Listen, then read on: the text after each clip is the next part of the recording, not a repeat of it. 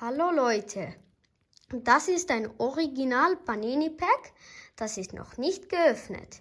Ich habe das nicht vorher geöffnet und alle meine gute Panini reingetan und nachher das Panini Pack mit Klebeband zugeklebt. Schaut, das ist ein ganz normales Panini Pack. Okay, Leute, und jetzt öffne ich's.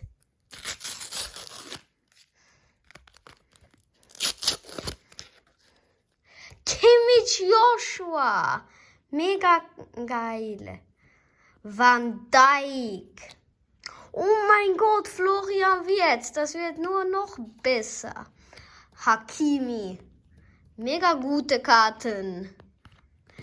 Luis Diaz, wie gut kann es noch werden? Haaland, oh mein Gott, ich habe es nicht geöffnet, versprochen. Luka Modric. Extra Sticker, Christian Pulisic.